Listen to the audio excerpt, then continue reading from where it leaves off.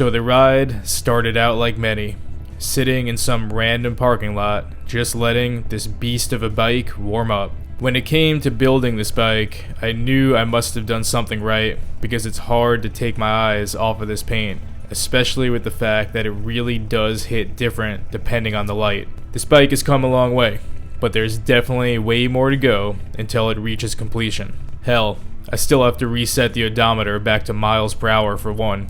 Between the block party as well as the bagger races, both of which I plan to do videos for, September has been an absolutely chaotic month, in a good way of course. The truth is, I haven't been able to ride this bike as much as I would have liked. I mean, the new life of this engine isn't even fully broken in yet. So a day like today, where I could just have a few hours in the morning all to myself, well, I was grateful to say the least.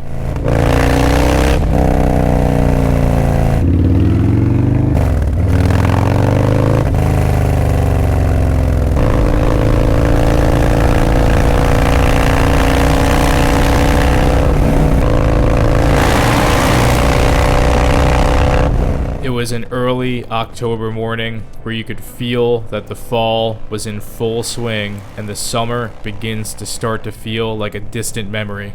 The sun poked out of the trees as the temperature began to drop significantly, the telltale sign that the Atlantic Ocean wasn't far. I actually did decide to play around with a different mic placement on this video, and I'd be damned if that Fab 28 exhaust didn't sound crispy.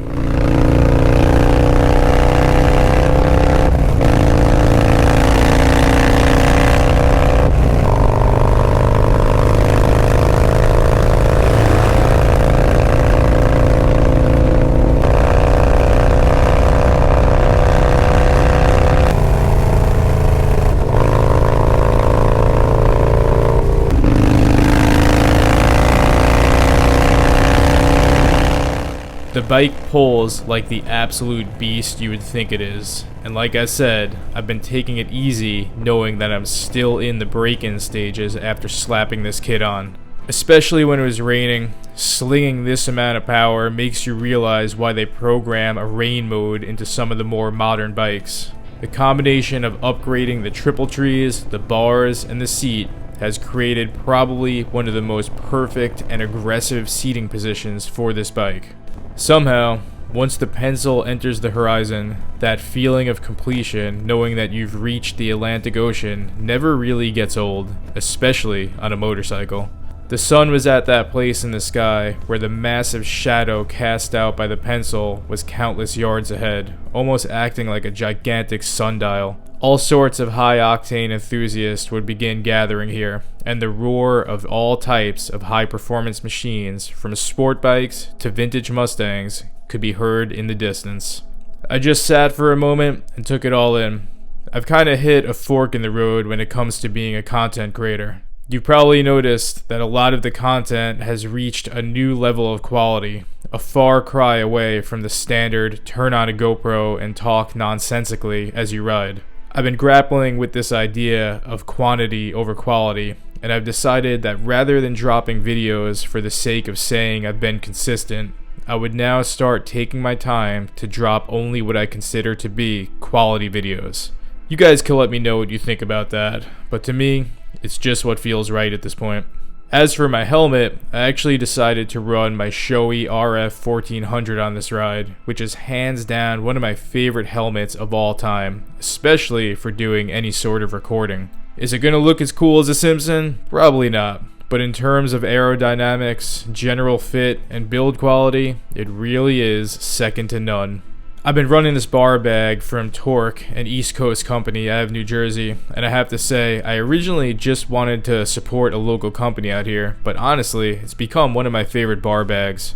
One of my pet peeves with bar bags is those that quickly lose their stiffness and form, becoming almost soggy-like after too many miles. With the material that this is made out of, it's completely kept its stiffness and form since the day I put it on, so cheers to those guys. Great bar bag.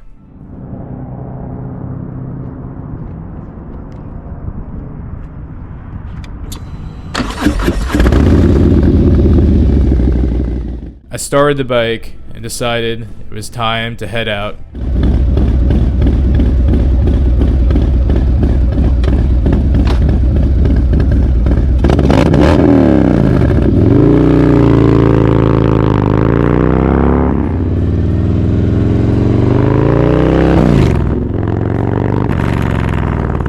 not without grabbing my GoPro Hero 13, of course. What a rookie move it would be to forget that.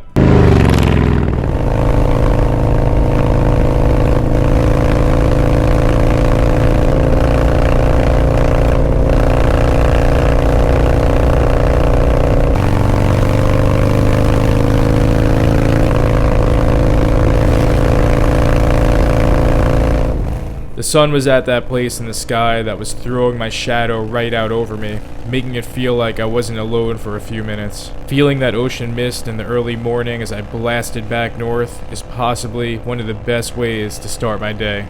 So anyway, I hope you've been enjoying all these adventures up to this point.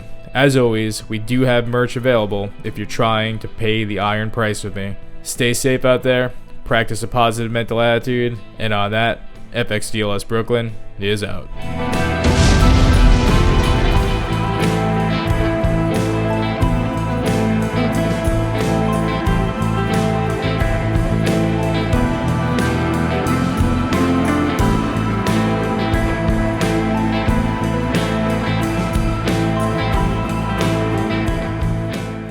Goodbye.